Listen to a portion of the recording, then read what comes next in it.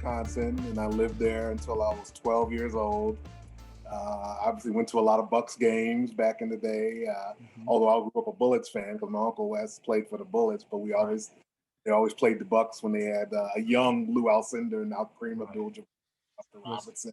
I was just to say, was Oscar Robinson on that team too, right? Well, we won the World Championship in 1971.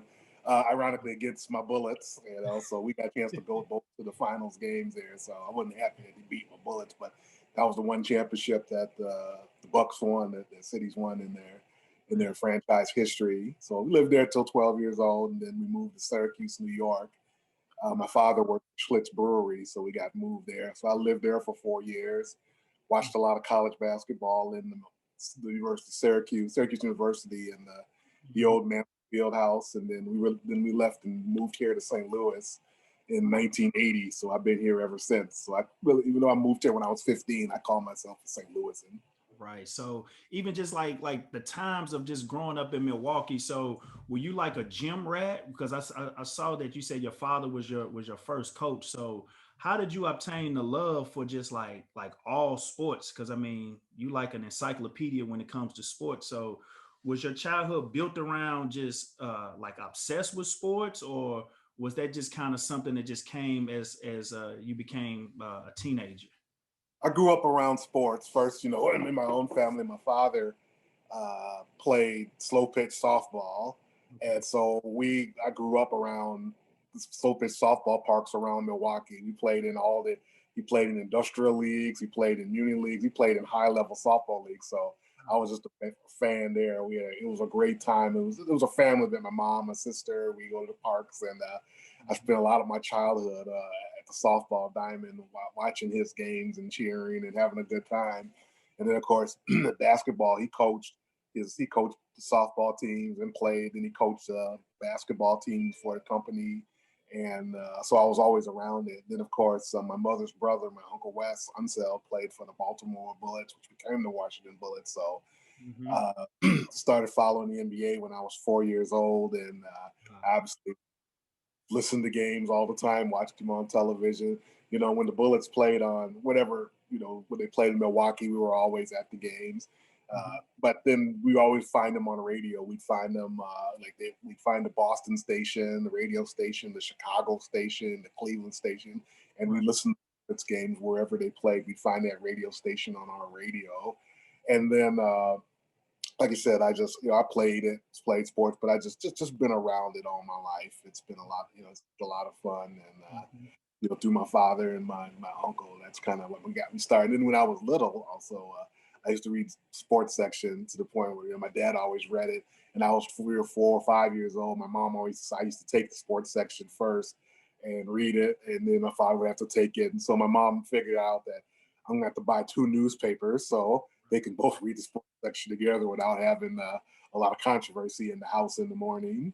Right, because even like my love for even just sports, I mean, it started with like what you said. Like I had a grandmother that would always get like the Post Dispatch, and all my uncles, the sports page would always be pulled out, and you can always see like whether if it's the Cardinals or whatever, like the picture on the front.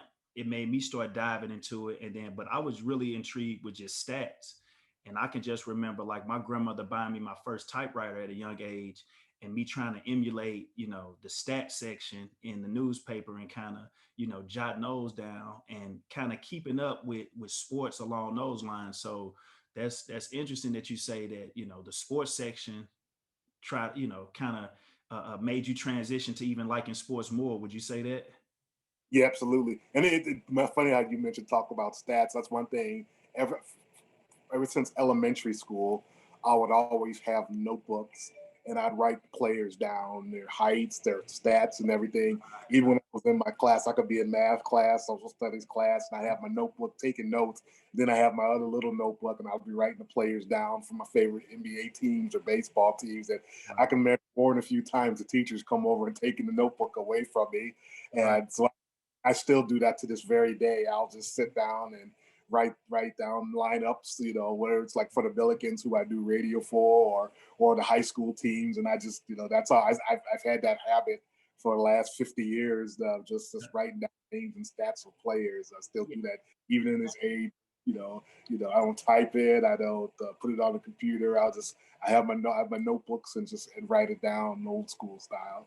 Now, were you a big card collector growing up? Did you collect baseball cards or basketball cards? Because on the back of cards they will always have the guy's stats or even just Yeah, like a bio of them. So were you intrigued with things like that growing up as a child? yeah. I didn't have an extensive, but I did have enough. I had baseball, I had basketball, and some football. So yeah, I had my share of cards of Mhm. all the sports, and I read comic books too as well. Back when I was in elementary school, it was always we had my buddies. Well, some were DC comics, some were Marvel comics. I kind of dabbled in both. So baseball, basketball cards, and comic books. What Yeah, I enjoy. because I think even like at a young age, and I'm speaking even from my perspective that I always looked at like players that play professionally or even in college or even high school, they were always larger than life type figures, just like how I would look and see like guys reading the comic books or my obsession with like wrestling. You would see these guys that were larger than life characters, and then trying to at some point strive to even be like those folks. So would you say that your uncle was like your inspiration for venturing off to playing basketball eventually? Yes. In the family, seeing someone larger than life. Absolutely, because I went to basketball camps when I was in junior high and high school. Then I got old enough where I became a camp counselor and helped coached and everything. And when I got to college, I wore his number 41 during my days at Lindenwood College, and he emulated him because not only he played basketball the right way, and he was a great player, he was one of the best to ever do it, but he also great person off the court, and I think he was involved in his community, and he was just a good person, and he was one that really didn't talk a lot about basketball and what he did away from the sport, but definitely, he was a great role model as far as the sport. And then right there on my father, watching him play and coach the sport. So he was a baseball player, but he Right. was a good basketball player, but he coached baseball, coached softball, loved the sport. And I played a lot of sandlot baseball growing up, but I really took the basketball. And I think the funny thing was, I think my father got the final signal probably that I got that I love basketball more than baseball. His favorite sport was wind. He bought me this nice new glove. And this was when I was in sixth or seventh grade living in New York. And after we played some sandlot, we went to the basketball. We called the courts, right? Not Right. about half a mile from where we live. We played it all the time. And I came home and I left my baseball glove there. And he was furious. He was furious. This nice, I've had it about a month or so. And but then again, it came as a sign that my son doesn't want to play baseball. He wants to play Yeah. basketball. And yeah, that right there. But then, about 14 years later, my brother Richard was born. And then he became the baseball player in the family. He played basketball too. He played on those great Cardinal Ritter teams with Chris Carrawell and Lauren Okay. Woods. But baseball was his sport. And my father coached him all the way through to he got to high school and through to college and summer leagues and all that stuff. And he played professionally. So it was his secondly, I finally got a baseball player in the family. Make sure Richard played baseball, but he was a good basketball player, but baseball was his love. So Everything. so so tell me about like time in New York, because I mean when you think about New York, you think of, at least this era, we think about, the basketball, the blacktop, the guys being able to dribble and handle the ball. So what was life like leaving the Midwest to going up east to, see what was that like? So how did you make the transition and what was New York like? It was snow. I mean, it was snow 9 months out of the year. It was crazy. And we lived in upstate New York. So we weren't in New York City. We were around Syracuse and in Buffalo, Rochester, upstate, where it was cold and snowy. But yeah, when you thought of basketball, there was no NBA team like there was in Milwaukee. So you could really follow the NBA. But it was a college town with Syracuse Orangemen. But then Syracuse had some great teams. So we were able to follow Syracuse, and then back then it was right before the Big East was forming, Right. and played Georgetown, St. John's. I remember one year Syracuse played Michigan State in the Carrier Classic. It was their local tournament, and they played in the championship game, and that's when we saw this freshman guard named Irvin Magic Johnson. And How did that guy turn out? oh my God, it was unbelievable. Syracuse won the game. It was a great game, but it was like we saw this guy. He was a freshman. Mm-hmm. He was 6'9", and I was like, Daddy, he's not playing center. He's bringing the ball up. He's playing point guard. I'm 13, 14 years old, and we see this 6'9" guard. Syracuse had this guy named Roosevelt Bowie, who was 6'11", and Louis Orr was 6'9", and this guy named Irvin, they called him Magic, and he was Irvin then. He's bringing the ball up and passing like, no, he's passing the ball. He's dropping down. He's really the point guard. So it was just mind blowing to see this 6'9" guy, and even everybody, even the Syracuse crowd, you want to boo the everybody was just in awe to see this guy so tall do this. He was just doing it at such like if he was 6 feet tall, and that was amazing to see. That was probably one of my greatest memories of watching a basketball game at Syracuse, was to see Magic as a freshman do that. So you that's what I was just gonna say. You right at the forefront of seeing the game change, because, like you said, you growing up seeing Lou Alcindor and dump the ball into the post, and now I heard this 6'9" guy bringing the ball up the court. It's like you right on the forefront seeing this happen. So like, what was that like? It was just, you were just in awe because you never saw a big man do things like that. Oh, it was fantastic. Like you said, you grew up as a child. You see Lou Alcindor and this Sky Hook, and you saw all those great players come through town. Obviously, Oscars with the Bucks. Right. You saw the Celtics had JoJo White, St. Louis, and they actually came through Milwaukee and won Game 7 in the championship in 1974. JoJo was the MVP of the series. He had a big Game 7. It was right there in Milwaukee. And like I said, you saw a lot of great players, a lot of great big men guards, and then as you started to see the evolution in the late 70s and 80s. You saw Magic, who was 6'9", playing point guard, and then of course you played in that championship game against Larry Bird, who was also 6'9", and he was also not a post. He was also basically a forward guard, shooting threes, facilitating the offense, passing, and watching those two, and that really brought about the true evolution of the game. You had other big guys. We saw this Bob McAdoo for the Buffalo Braves. He was 6'10". He led the NBA in scoring 3 years. He was a 6'10" jump shooter, much like you see KD now. Right. And big guy shoot back. Big McAdoo was 6'10", dropping 35 a game, shooting nothing but jump shots all the time. And before the 3-point line, right? After George Gervin was a 6'7" two guard, smooth. He led the NBA in scoring. And then you saw great athletes too as well. You saw, I remember Dr. J, when we visit our family in Louisville, our grandparents, we go to see the Kentucky Cardinals. When they had Artis Gilman, they played the Nets with Doc. That's when we saw Dr. J, right. Afro Dr. J, when he was really wilding out with the dunks and taking off from the free throw line and doing just unbelievable stuff when he was doing the ABA. And then David Thompson with the Denver Nuggets. And then Louisville, another awe moment for me is when we visited our grandparents in Louisville. We went to the 1974, I think 75 state tournament. I was about 10 years old. And we were watching Louisville Mail, and they had this young man named Daryl Griffith, he's only 6'4", and he was dunking, alley-oop, and he had a 48-inch vertical leap. And I thought I was like watching God out there. I said, oh, he's in high school. And at that time, I was like, this is the greatest thing I've ever seen. The high school player I've ever seen. They won the state championship. Of course, he went on and led Louisville to the national championship. And he was Dr. Duncanstein. And watched him at that age was unbelievable. So you make that transition from upstate New York to living in like the Florissant Ferguson area. So what was that like, coming to St. Louis and seeing the dynamic of, like sports, is St. Louis being a baseball town. So making that transition back to kind of like it's coming back kind of full surface with again, a love for baseball. So how did that work out? Oh, it was fun. Obviously, it was a lot warmer. And I think the fact that, like you said, my father was in heaven because he was baseball, and my brother. And it's funny, when the Cardinals, my freshman year of college, when the Cardinals got to the World Series, they played the Brewers, Milwaukee Brewers.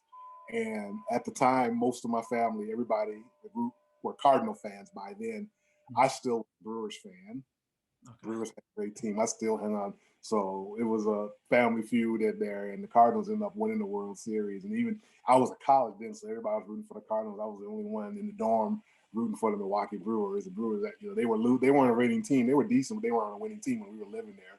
Mm-hmm. And then it took a couple of years, but then I finally came around by 83, 84 when the Cardinals made another pennant run. I was full on board with Cardinals because of what the team looked like. Whitey Herzog had the team. Whitey ball. Yeah. Whitey ball. Stealing bases, Ozzie, Vince Coleman, Willie McGee, Terry Pell, Jack Clark hitting those home runs. I mean, it was just a lot of fun to watch. We go to Busch Stadium and listen to Jack Buck and Mike Shannon on the radio. So by then I was on board then, and my father had always been on board because he liked that kind of baseball too. He coached his like that as well. Like my brother, his team, they'd run, steal bases, and just play an exciting brand of baseball. So yeah, I was on board by then. So what was it like attending McCluer North High School?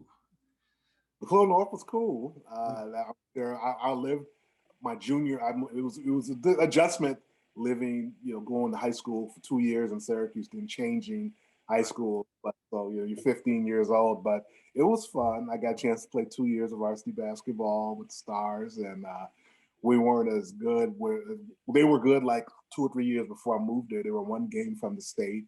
We were a pretty solid basketball team. Had some, good players on the team, but I enjoyed it very much, and I still follow the Stars to this very day. And to see what they did, a generation later, well, actually, I graduated in '82, and then 4 years later, my sister came along, and her team won the state championship in girls basketball. They're the only girls team in the Suburban North Conference to win the state championship.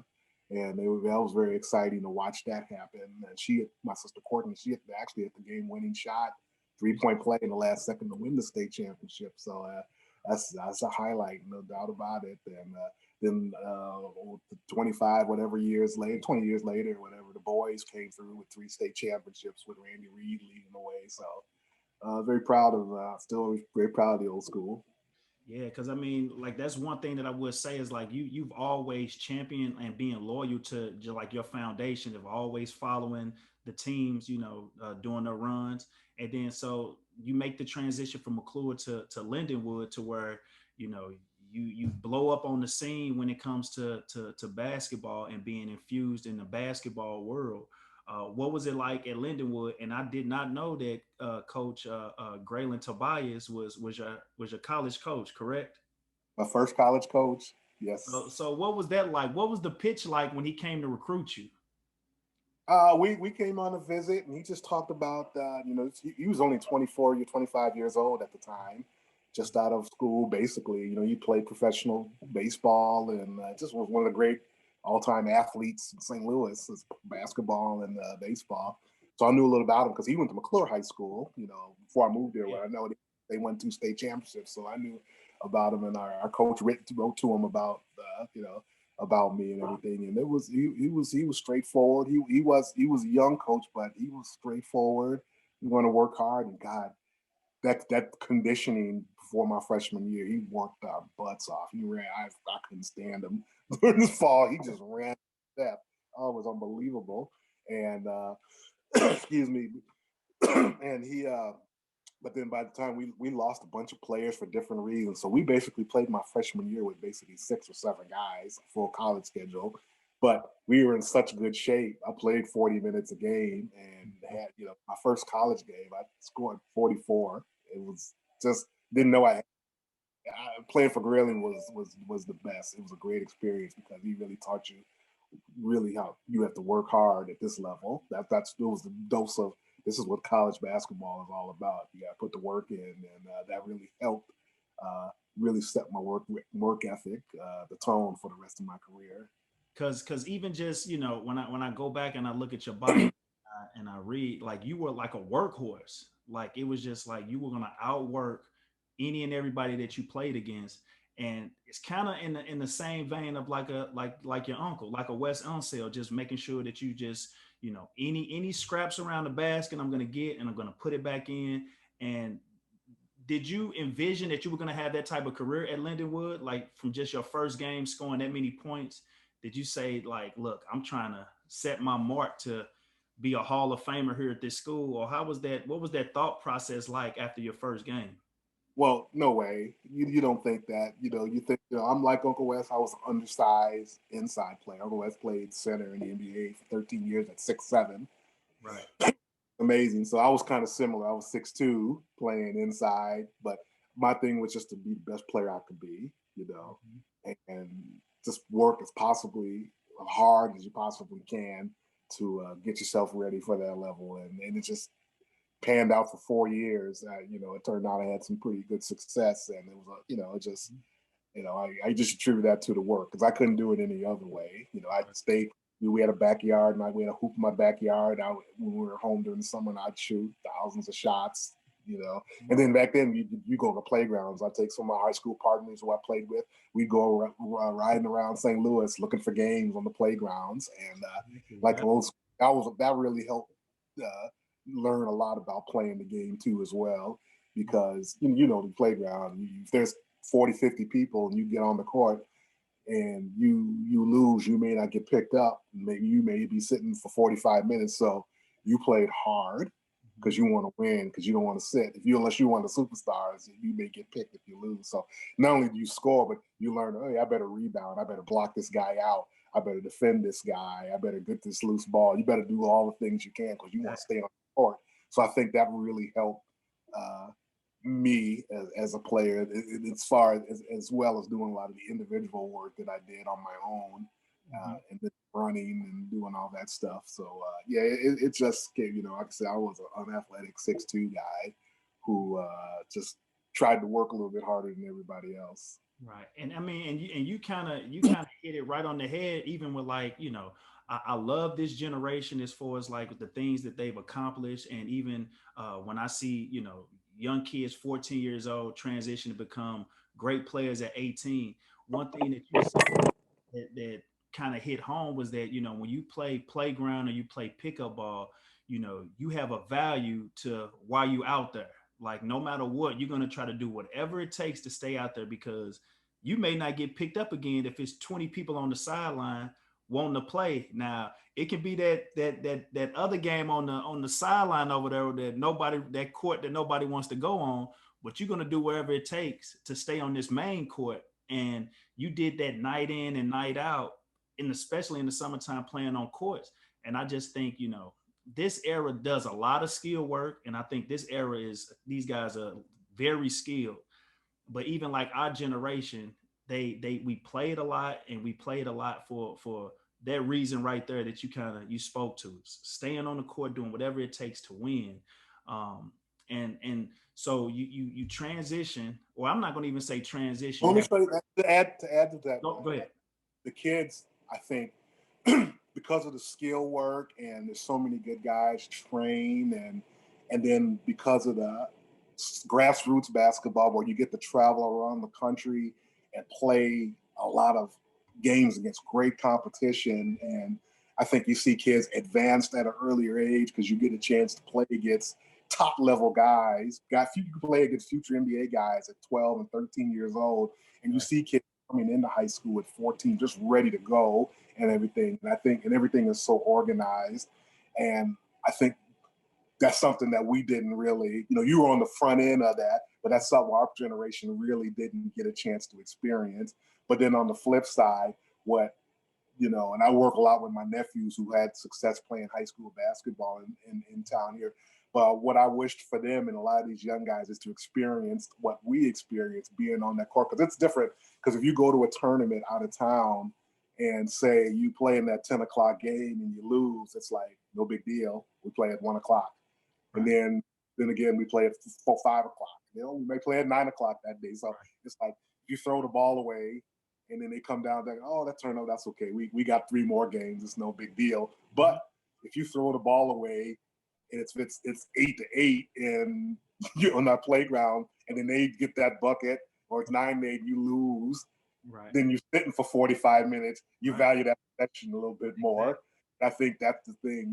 You're at that experience, and then it's just, I think that's just that experience, because a lot of times you're playing against guys who are 27, 31 years old who can really hoop, and you learn a lot about yourself, and you learn a lot about what you can't do, and it's like, these dudes are good, and I think those lessons that you learn something that's the wisdom that I wish the young guys from this generation could go back and do that, as opposed, I'm sure a lot of our guys are, well, I wish we could go get on a plane and play against, the best of the best all the time. So that's kind of been the trade-off a little bit. Yeah, because I mean, and even speaking to that, it's like, when you, like you said, you throw that ball away and you playing with older guys, and you on the playground, you never know what could break out from that point. So where it's Oh, like you have to just be, look, I'm gonna take care of this basketball and make sure that I don't do anything, because I don't want to have to fight my way to the car or do anything like that if I lose this game. And it's that pressure cooker that you play up under that gets you ready for, any type of big game that you may play against when it's organized and you able to step up to the plate, make shots, and do different things like that. yeah, And because if you 18, 19 years old, college student, and you get on the court and then you get picked up by the old cats, you saw that as a privilege. It's like, oh, it's a privilege. It didn't matter what your rep was, even as a young, they saw you was just a young cat. Okay, don't mess this up, So it was like a privilege to be out on the court, and you're gonna do everything possible to stay on that court, because it was just like, it wasn't like, you're rolling with your high school guys, you rolling with old dogs, and they're like, okay, now we picked you up, So that's that pressure you're talking about, Right. Don't want to sit around. I may get picked up, you may not be, so that's that whole different level of pressure, and I think that helps shapes guys as players, and you learn how to what works on the court as well. The like I say, train and everything is good and everything. It's perfect, and I like how it's developed players, but somehow just being able to work on what you can do and what you can do on the court. When you think you got a crossover and a 31-year-old guy picks your pocket and don't foul you, it's like that's like throwing cold water on you. Like, oh, I better get back to. I got nothing like experience being that kind of teacher for you. Absolutely. So, and speaking of being a teacher, now I did not know this, that, and you can kind of speak to this. So, did you coach the girls team in college for a year? So, how did that work out? You really did some work. Yes, I did. My senior year, it was a weird deal. My senior year at Lindenwood, we we were looking for coaches, and we were going to hire a guy interviewed for the women's job, but then we ended up being our coach. His name is Larry Logan, and for a weird deal, our women's team didn't have a coach for like the first semester. So my senior year, I played, and then played for the men's team and coached the women's team. So we do our practice or what have. Luckily, the schedules worked out. We do our practice, and then I do all my classes and everything. We have our practice, and then I go back and get my practice plan ready for the women to come in, and I run the women's practice for 2 hours. And they actually coached. I guess we coached 3 or 4 games or whatever before we hired a men's coach. His name was Bill Shapiro, and he took over the women's program after the second half. But yeah, that was a unique experience to play on the men's team and coach the women's college team at the same time. Wow. So even just making that transition, did you, when you were about to graduate, did you foresee getting into coaching for like long term? Was that ever something that you said, look, let me dive into this? Or did you already have the mindset of, let me, transition to the writing side of sports? Like how did that work? I did both, and then I actually for about 2 or 3 years I was working for Suburban Journals, writing, and then I was an assistant coach for the men's program at Lindenwood at the time, and I kind of did both. But I loved coaching and I loved that part of the game. But then the media bug really started to bite, and then a year or two later I got a job with the Post Dispatch covering high school sports. So I was really exciting. Felt pretty good about that. And then about 2 or 3 years later, in 1990, 91, I started doing radio, and that's when I got on the St. Louis U broadcast and everything. That the media bug just took me. I still like the coach and everything. That part was fun, but covering it, writing about it, talking about it, and being a part of the media—that's really what I really always wanted to do. my goal in life was always I wanted to broadcast, be a college basketball commentator. Right. You know, Nah, you know, and grew up. Bill Raftery was my man. When he was living in Syracuse, I used to watch him all the time doing the East Coast games. And he was a coach at Seton Hall, and he went straight into broadcasting. And I love Bill Raftery. I said, I want to be doing what he does. And the voice of college sports, like just hearing that sound during March is just like, man, you know it's that time of the year once you hear that sound with him doing the games, you know. So oh yeah, he's got that style, East Coast, and everybody loves. I rarely ever take selfies with my phone and everything. I think I've only taken 2 or 3 in my life since, and one is with my little niece Avery, my brother Richard's daughter, and the other was with Bill Raftery mhm. at the Atlantic. He and Vern Lundquist did the Atlantic 10 Conference Tournament 2013 when the Billikens played VCU for the championship, and they did the game for CBS. And I told him, man, you're the reason why I told him I do St. Louis U basketball radio. You're the reason why I'm in this game and everything. And it took with me. Right. So writing and reading go hand in hand. What were some of the books that kind of inspired you growing up as like a sports writer, or was it anything in the sports realm, or just in just nonfiction or fiction that you just said, look, you fell in love with just the word or the printed word? Like how did that work out, or was there a book or particular books that you would just say this is kind of what got me?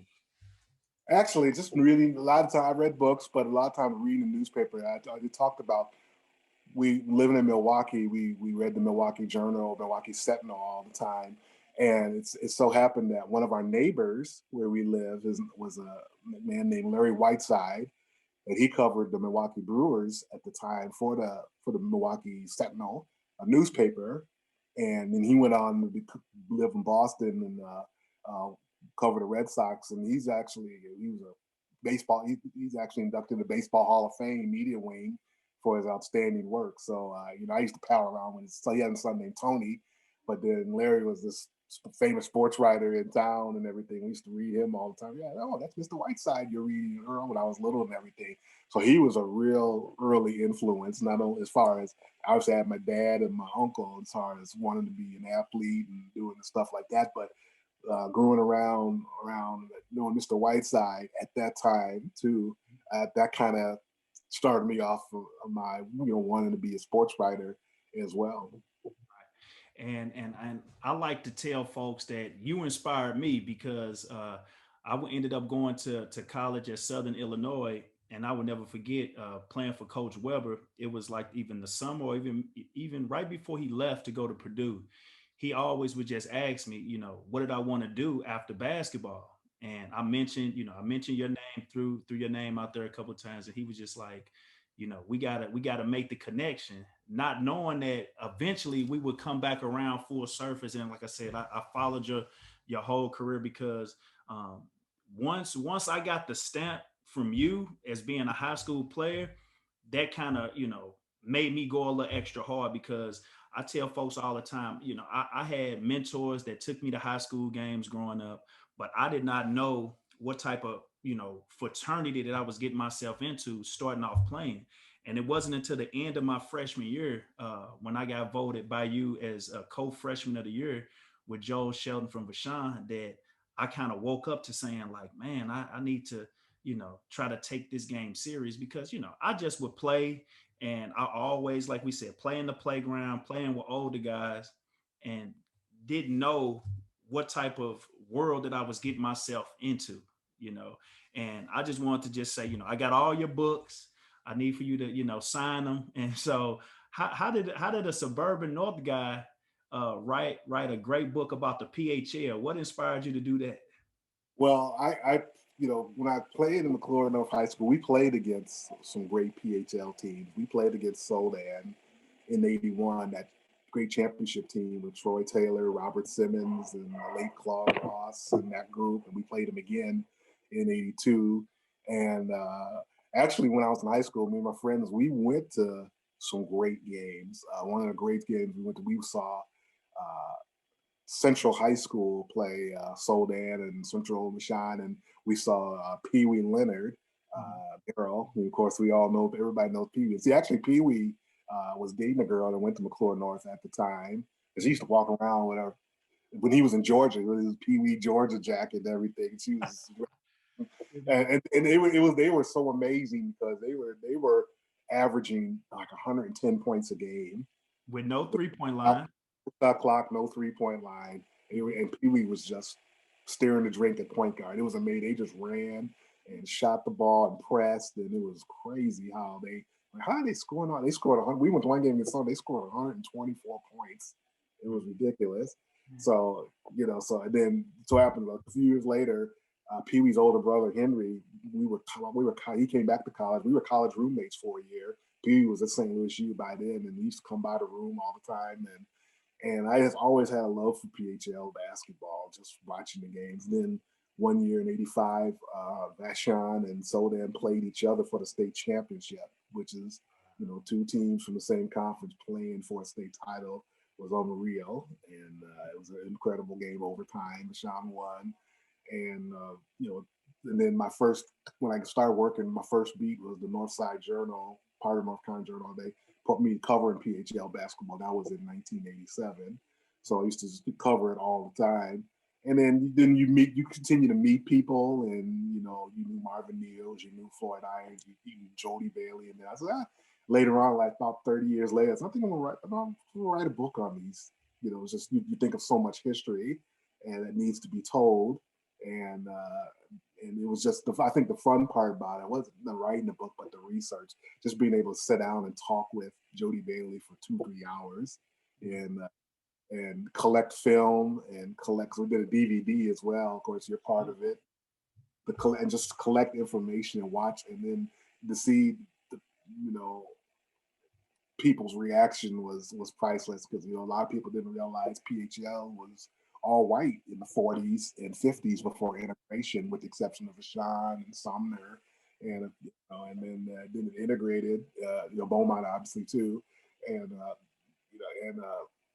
I think people just really, it was just kind of like a history lesson, and I think I learned a lot just going through all the yearbooks and newspapers and everything and old film, and it was just a kind of a labor of love just to learn more and more about this great league and so many great players through it. Right. No, I mean you did an excellent job, and even to this day, it stands the test of time. It's like what you said is like that book can be taught in any class that, if we teach basketball, we can teach even the game. And that's one of the reasons why I wanted to start doing something similar to giving a lot of the people who've kind of been in the forefront, to give them their roses while they're still here. Because, if it wasn't for someone like you, documenting this history and just keeping it going. And, in the same vein, I want to try to, do the exact same thing by, passing the torch, even in this space right here, to, tell people about some of the legends, because a lot of this generation think that, we just all of a sudden have NBA players, the Jasons and the Brad Bills that just came out of nowhere. But St. Louis has been putting out pros for the longest, and it's such a rich history here when it comes to basketball. So would you agree to that? Oh, it's amazing, no doubt about it. And I think that's another thing too, when, like I said, that book's in all the libraries and all the schools. I mean, it could be like the teacher sitting there, and then the student probably sitting there wondering, wait a minute, I just saw you're in that book. You're in that book, Mr. And that's what happened to me a lot of times. Yeah, I just read about you in that book. I didn't know you did this. Yeah, and I think also too. I think the kids need to learn about their teachers, their parents, their grandparents, and just lawyers or whatever. And like I said, it was more of it just happened to be it just happened to be about basketball. But it's just like I say, it's just more of it's a history book. Mm-hmm. It just happened to be about basketball, and I think it's something, like you said, that you want to pass. It's something that could be passed down for generations. And another thing is, I start getting in trouble because I know, football guys want their book. Yeah, you're right. hear from Reddit Hudson all the time for years, like, "Hey, Earl, when's the book about the county coming out?" And then the football, "Hey, I need the football book, man." So I got to get on the stick maybe and do another one on some kind of historical perspective, because it really, other folks want their love too now. So what can you say about the game right now as far as during COVID? Because even going back to even like another one of your books that you came out with, you may need a straight jacket, which it was basically about funny anecdotal stories about how parents, or even just any sports parents, with the enthusiasm that they have, coaching their kids, and the different things that you might see at games.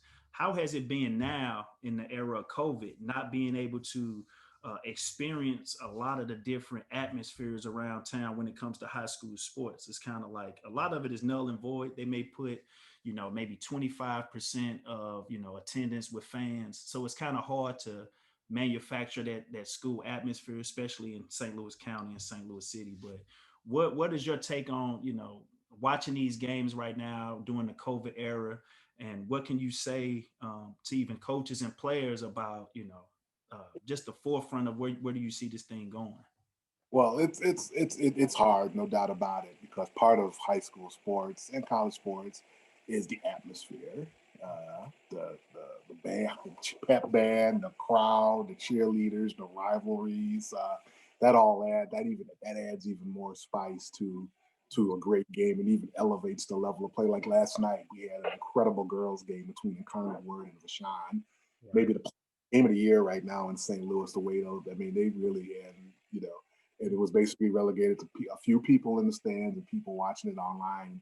And still, those girls put out a state. Those two teams put out a state championship quality type of game. It was 75-72, and it was just a great game. And so you're definitely missing something. But I think the most important part, though, in that all thing is that the kids on the court are still able to compete and do what they love to do, and maintain some kind of normalcy during this most challenging times in all of our lives. And that's what you always have to kind of keep track of what's going on with young people. I mean, a lot of people, young people that age go through things at that age, and there's some, to give them some semblance of normalcy, whether they're in class or taking, some are still going to school in session. Most are virtual, but to be able to go to practice for those 2 hours, playing that game and do those things, because everything else everything else in their life has been turned upside down. Yeah. And who knows? They could have a parent or an uncle, somebody battling COVID. So it's just to have them just kind of have that kill where they're getting an opportunity to do what they love to do.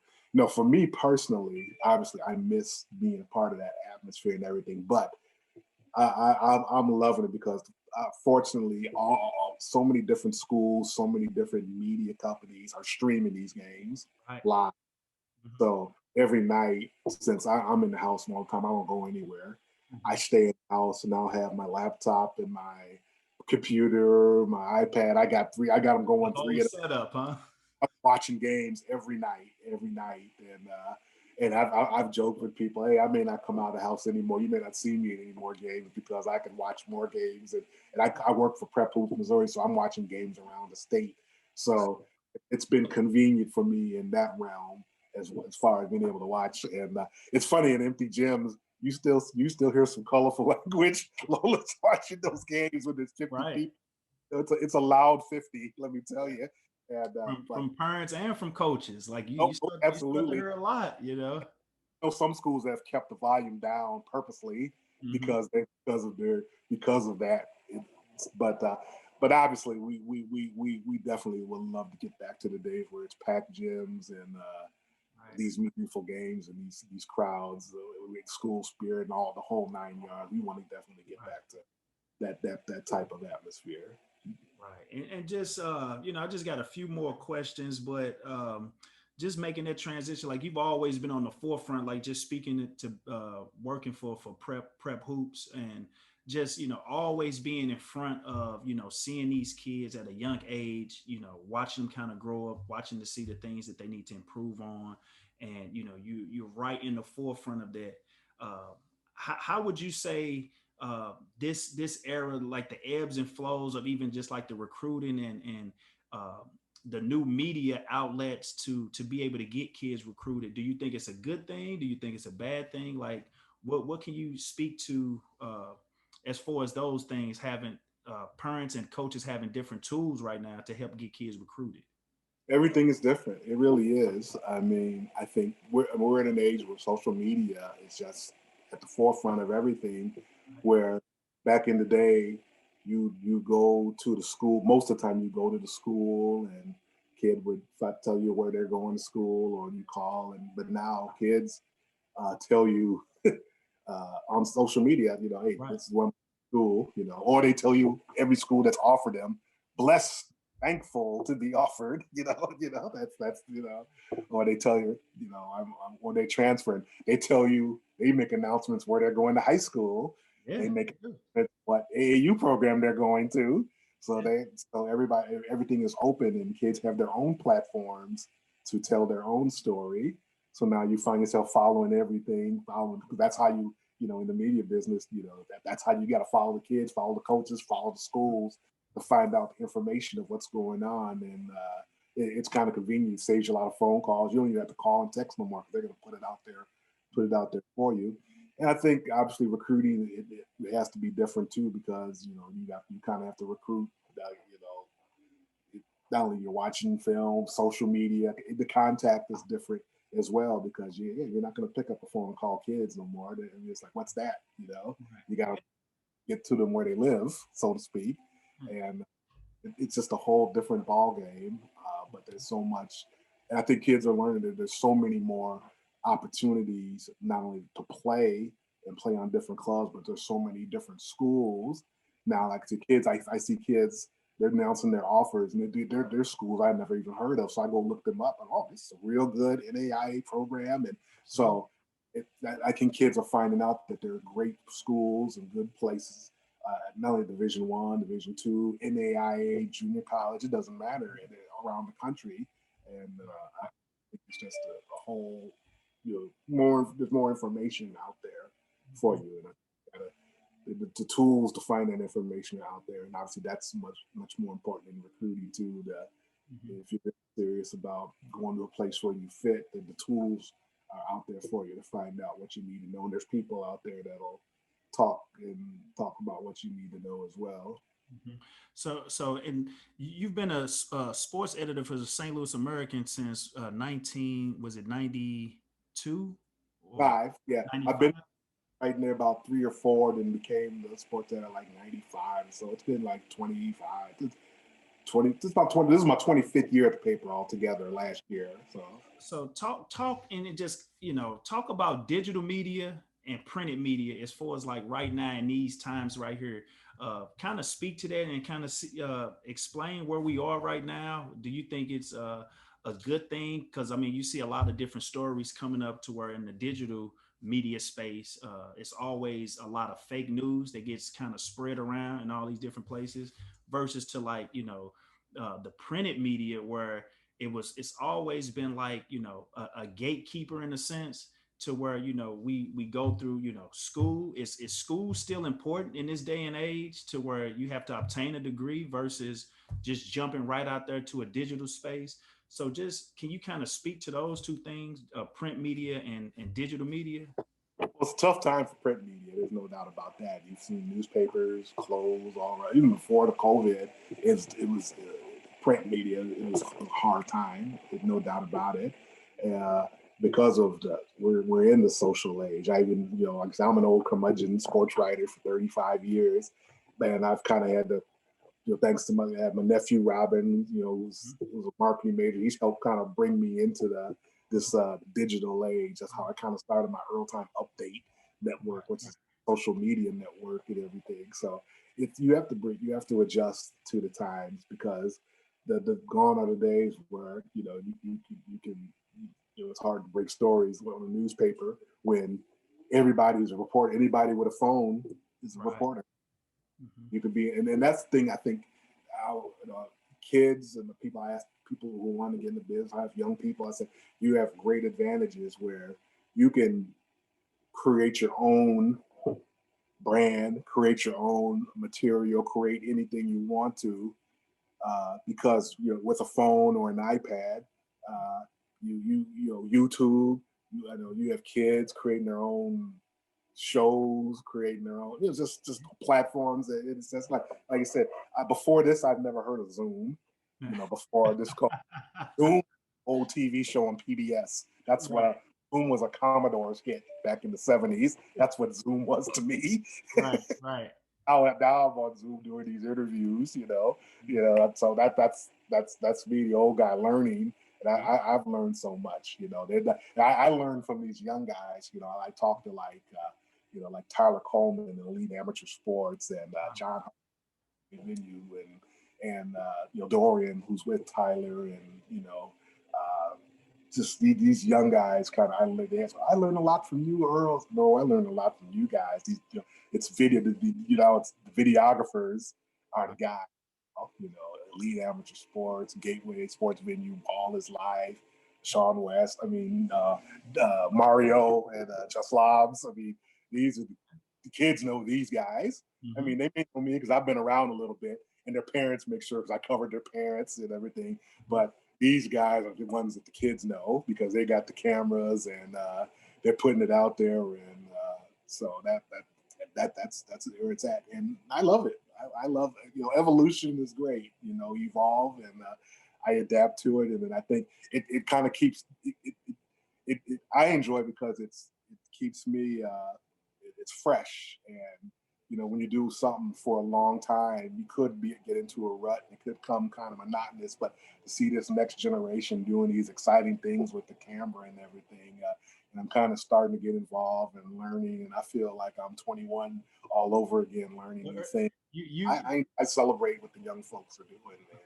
Yeah, nah. We are all your children. Like, that's what you have to look at it like that. It's just like how things evolve, but we've learned so much from you to where, that's exactly what it is. It's kind of like, you just constantly keep reinventing yourself even through the next generation. So, I thought like being interviewed, like I said, in the last few, like I've been interviewed. I watched you come up through the ranks. You had a great career.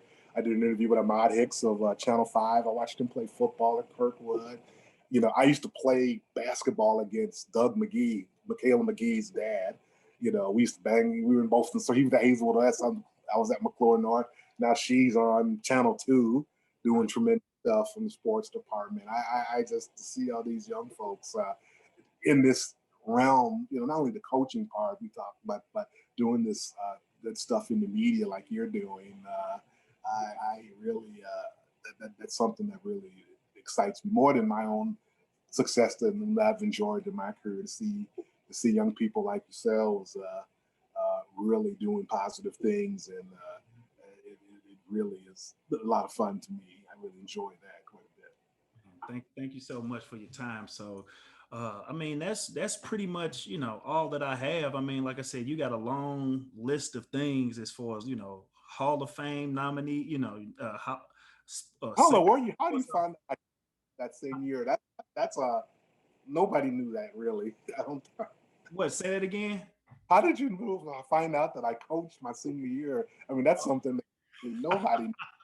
No, when I go into interviewing folks, like I told you, even just when we talk, like I've always been a fan. So it's nothing for me to kind of like, dig in and kind of do research on you because, I followed you along the way. Like I said, got to a point where I was at a transition in my life, decided on if I wanted to play, pro ball, continue with playing basketball, or transition to, using my degree in journalism to getting into this space. And like I say, even my college coach was just like, hey, you need to reach out and, study that person a little bit more. And, just over the years, I've always, like I said, reached out to you and just, just had a admiration towards you because of everything that you've done for the sport. And, so when I just did my research, I just, started going in deep. Like I said, I have all your books, and, it's just about, just doing the research on you,